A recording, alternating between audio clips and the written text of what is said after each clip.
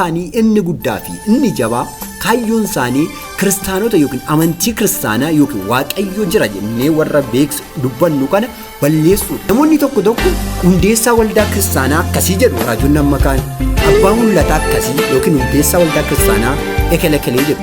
Kun dogoggora guddaa.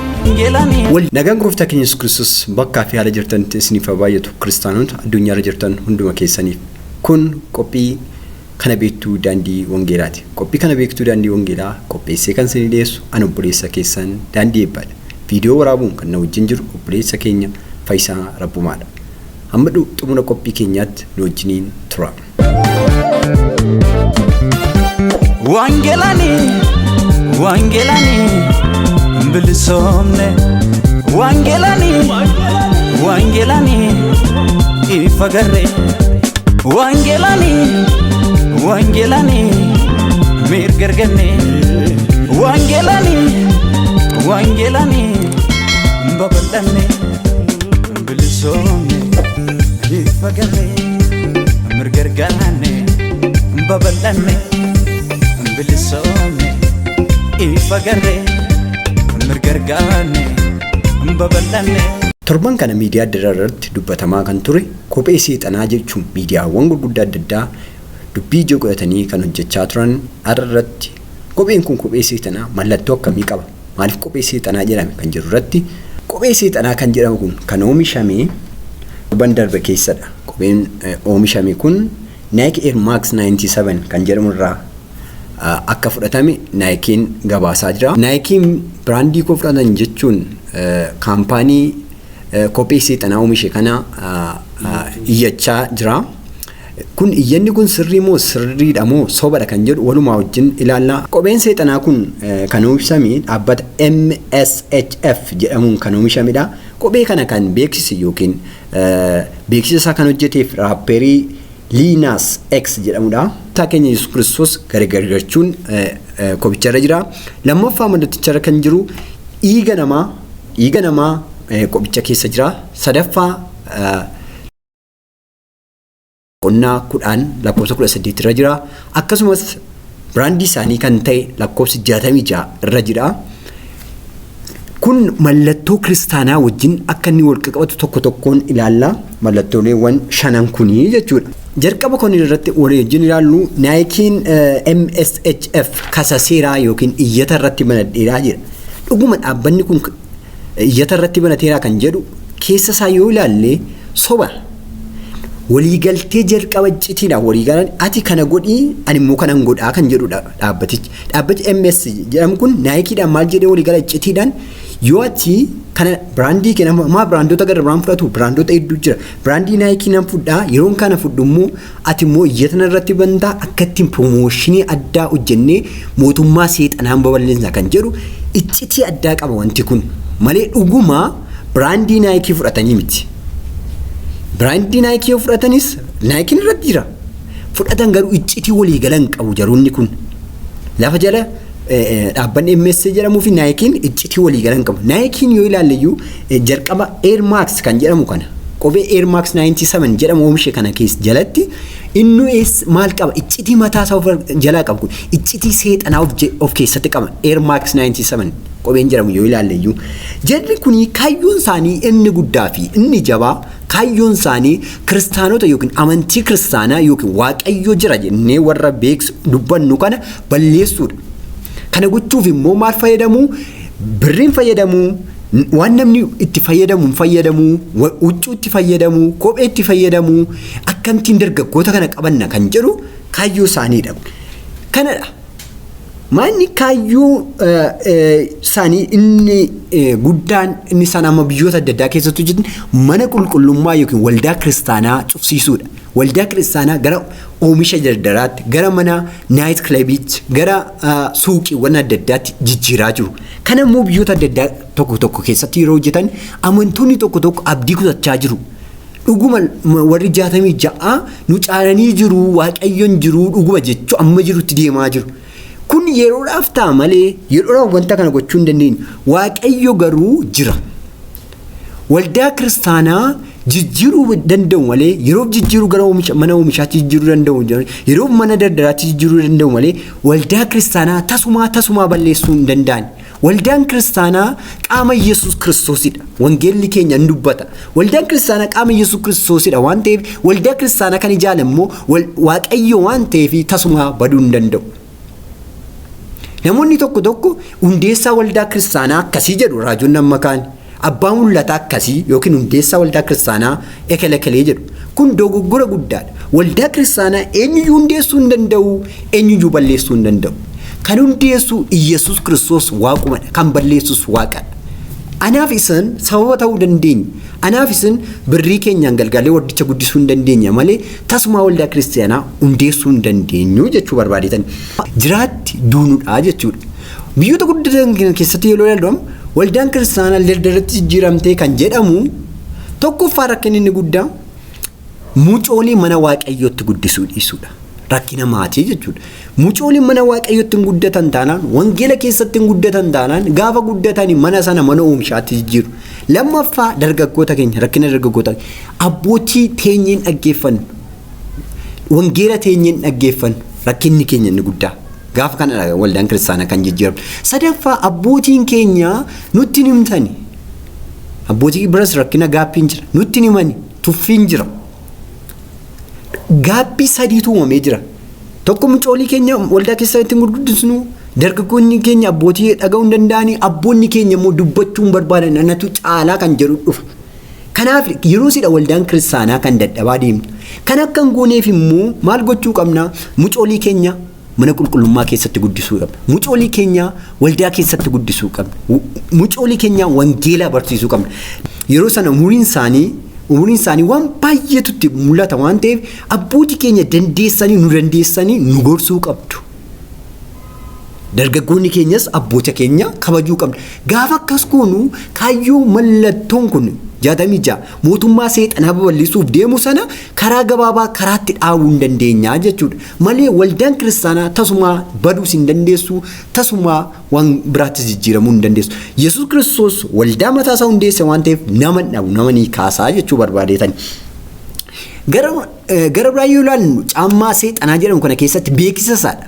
Beeksisan achirratti hojjete namichi kun namichi raapperii Lii jedhamu kun beeksisan hojjete iddoo Addaamiif Hewaan Eden itti kufan sana keessatti maal godhan raapperiin kun Addaamiif Hewaanii mukicha firee mukaa nyaataniitu kan isaan dogoggoran.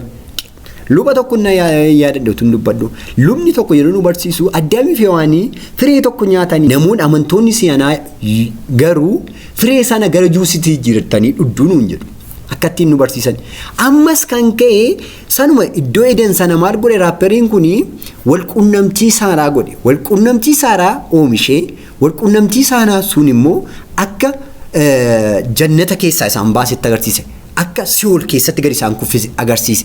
Kun immoo sirriidha. Walqunnamtiin durbaa wajjin ta'u walqunnamtii dhiiraa wajjin ta'u mana waaqayyoo keessatti yookiin mana qulqullummaa waaqayyoo keessatti yookiin iddoo Edenitti tasumaa hin eeyyamamu. Kanaafidha kan mana Eden keessaa gad darbate.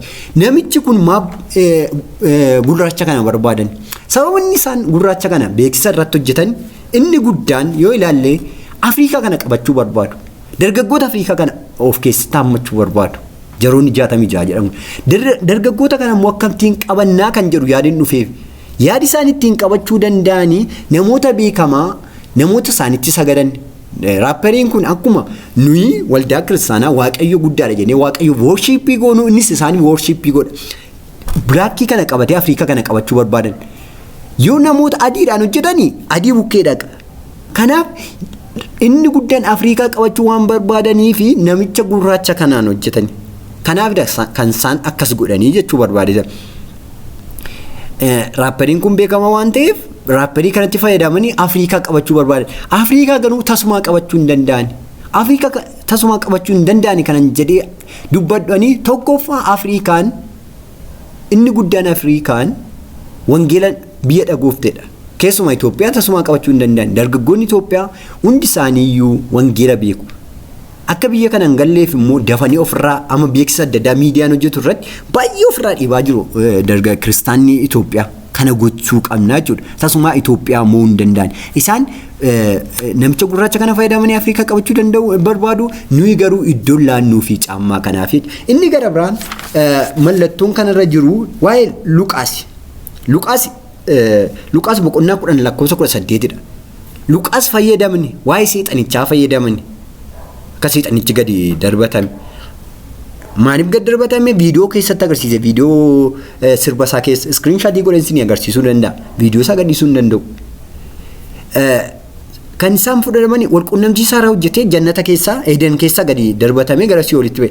Namni walqunnamtii saalaa adaba hin qabne, namni walqunnamtii saalaa dhiira wajjin godhu dhuguma Waaqayyoon eeyyamne waan ta'eef jannata keessaa gadi gadhiifamu ammayyuu gadi darbatamaa jechuudha. Kanaafidha isaan Luqaas fudhan. Homoseksuwaaliin wangeelli hin eeyyamu, wangeelli tasuma hin deeggaru jechuudha. Fayyadamanii fannoodha. Fannoo jechuun maal jechuudha yoo jennee ilaalle fannoo jechuun isa fayyisaa keenya ta'e Yesuus Kiristoos kan Golgoota irratti lubbuu isaa nuu laatedha. Dhiiga isaa nuu dhangalaase fannoo gubbaatti. Fannoo jechuun fannoo har'a baannee baachuu dhiisnu miti. Fannoo wiixataa amma wiixataatti baanna. Fannoon baannu morma keenyatti yoo godhan duwwaa kiristaanaa miti jechuu miti. Fannoon laphee keenyatti guyyaa guyyaan ni baanna. Fannoo fayyisaa keenya Yesuus Kiristoos dhiiga isaa nuu dhangalaase qaraanioo gubbaatti gara Golgootaa irratti nuu dhangalaase isaan immoo gadi garagalchan kan agarsiisuun gooftaan Yesuus Kiristoos hin jiru. Seexanatu jira jechuu barbaadaniitu. Sodaa qabu jechuudha. Kanaaf fannoo gadi garagalchan. Mallattoo isaan agarsiisan gara biraa immoo dhiigadha. Dhiiga nama dhiiga yeroo jedhamu waa'ee dhiigaa irratti barumsa kitaaba tokko obboleessi keenya barreesseera. Dubbisuu dandeessu tokkicha hundaa dhiiga irratti isa dubbistanii bira ga'uu dandeessu. Gara biraa immoo waa'ee dhiigaa irratti waa'ee Valentine Day irratti dhiiga akka barbaachisu isas hojii seexanaa akka ta'e viidiyoo isin hojjennee gadhiisneera. Isas dhaggeeffachuu ni dandeessu jechuu barbaadeetan. Dhiigi waan lama qaba. Yookiin gooftaa keenya Yesuus Kiristoos wajjin hidhata nu godha yookiin seexanaa wajjin hidhata nu godha dhiigi kun. Kanaafidha dhiiga Yesuus Kiristoos kun dhiiga koodha jedhee laate. Hidhata Yesuus Kiristoos wajjin akka qabnuuf. Seexanoonni baay'ee maal godhu dhiiga fudhatu. Mootummaa isaatti kan amanan hundayyuu dhiiga harkaa fudhatu. Dhiiga kennu yeroo yeroon dhaganii. Kanas kan godhani namoota jaatu dhiiga kennee jedha yoo dubbistan. Namoota jaatu dhaqee dhiiga isaa caammicha keessa gashan. Kana jechuun mootummaa seexanaa babal'isuuf dhiiga kakuusaan garani seexanaaf inni guddaan dhiigadha. Dhiigi waan baay'ee hojjeta. Dhiiga yeroo laanne dhiigi waan baay'ee hojjeta. Kakuu moofaa keessatti waa'ee dhiigaa Musee irratti waa'ee Faasikaan dubbata. Barrii keessan irratti dhiiga mallattoo godhaa mallattoo dhiigaa jedha. Mallattoo dhiigaa godhaa jedha kakuu moofaa keessatti. Kun maal agarsiisa? Dha'ichi isaaniitti dhufu mana isaaniitu hin dhayin bira darbaa jechuudha. Akkasumas seexanni si dhiiga wajjin gaafa wal galtu dhiiga kee keessa galti. Seexanni asirratti viidiyocha irratti yoo jedhan micichaa wajjin wal quunnamtii saanaa godhe. Wal quunnamtii saanaa gochuun barbaada seexanni. Kan inni godhu immoo dhiiga kana gaafa tilaattu gaafa dhiiga sana seexanaaf gabbartu gaafa maamila isaanii warri ta'anii warri worshippii godhanii dhiiga isaanii laatanii isaan keessa hafuura isaa isaan keessa garee dhiira wal quunnamtii saalaa godhu. Durbaaf durbi wal quunnamtii saalaa godhu. Maaliif dhiiraaf durbi wal quunnamtii saalaan goone nama kana da'umsa kanatti hin barbaadan isaan. Nama baay'isuu hin barbaadan. Nama baay'isuu kan isaan hin barbaanne kun kennaa Waaqayyo namaaf kenne waan ta'eef. Kennaa Waaqayyo namaa kenne kana immoo hin barbaadan. Kanaaf kana godhuu jechuudha.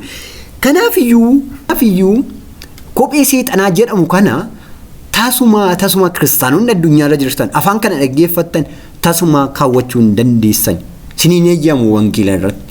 Seexanni mootummaa saba bal'isuuf hojjete keessumaa Afrikaa irratti dhufuuf jedheetu kan mica gurraacha kana fayyadamee hojjete tasuma adaraa keessan hin fatina. Wangeela keessaas hin baasa. Wangeela keessa teessanii yoo ilaaltan kopheen kun kophee kiristaanaa balleessuuf kaa'adha. Sin hubannoodhaan utuu sin hin balleessin kopheen seexanaa kanarraa of eeggadhaa siniin jechuu barbaada maatiin daandii wangeelaa shoo. Dhiifama guddaa sin gaafanna yeroo maree torbee tokko erga darbee viidiyoo kana hojjechuu keenyaaf dhiifama guddaa sin gaafanna barumsa guddaa akka irraa barattan abdii guddaa qabna. Waaqayyo guddaa sinaa eebbisuu eebbifamaa amma torban gaarii waaqayyo isin wajjin ta'u. Nagaatti. Gara waaqayyootti ol fudhadhaa eebbas fudhadhaa waaqayyo sinaa eebbisuu sinaa eeguus waaqayyo fuula isaa isiniif haa ibsuu isinitti haa araaramus waaqayyo fuula isaa gara keessanitti haa deebisuu nagaa isaas isiniif haa kennu maqaa waaqayyo abbaatti kan ilmaatti kan hafuura qulqulluuttis waaqayyo tokko ameen.